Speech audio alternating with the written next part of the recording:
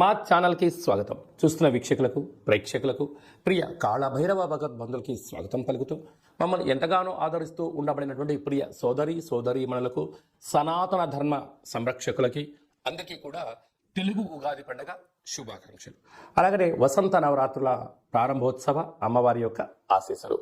ఈ క్రోధినామ సంవత్సరం అంతనూ కూడా అందరికీ శుభం, జయం, లాభం జరగాలని శ్రీ నరదృష్టి నివారణ కాళభైరవ స్వామిని కోరుకుందాం, వేడుకుందాం.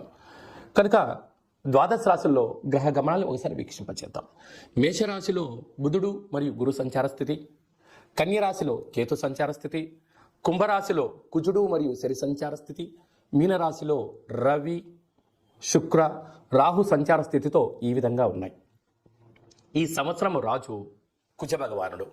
మంగళవారం మనకు ఈ సంవత్సరం ఉగాది పండుగ అవడం వలన రాజు కుజుడు అవ్వడం వలన నిత్యము రాజకీయ నేతలకు, సామాన్యులకు, ప్రతి ఇంట్లో ఉండబడినటువంటి కార్యక్రమ నిర్వహణ చేసే వారందరికీ కూడా అధిక శత్రు ప్రభావం అధికంగా ఉంటుంది.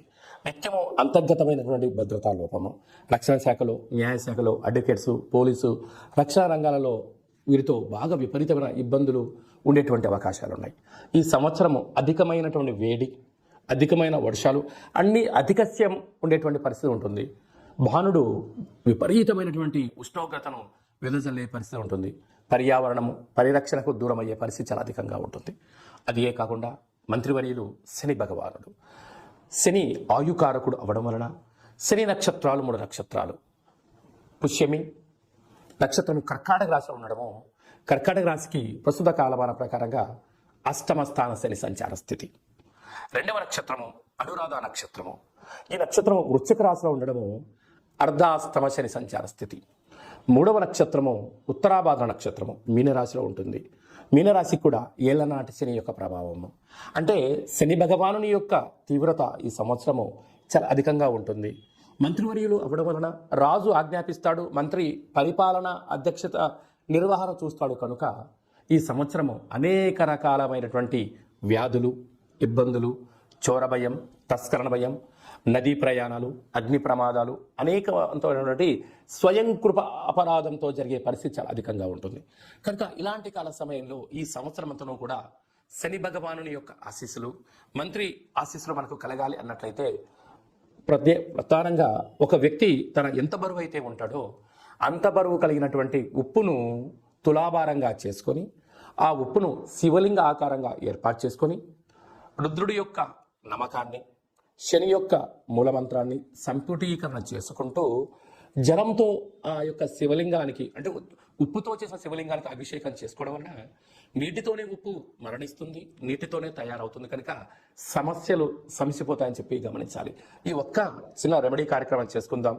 శని భగవానికి ఆశీస్సులు పొందుదాం. శ్రీ క్రోధినామ సంవత్సరంలో అందరము ప్రశాంత, సుఖవంతమైన, ఆనందకరమైన, ఆరోగ్యకరమైనటువంటి జీవితాన్ని పొందుదాం.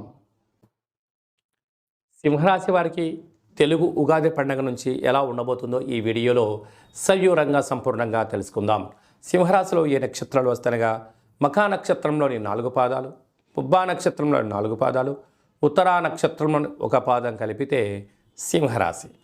చాలామందికి పుట్టినటువంటి కాల సమయంలో డేటా బర్తులు లేనటువంటి కారణం చేత పేరు యొక్క మొదటి అక్షరాన్ని అనుసరిస్తూ ఆ రాశిని తెలుసుకునే ప్రయత్నం చేద్దాం.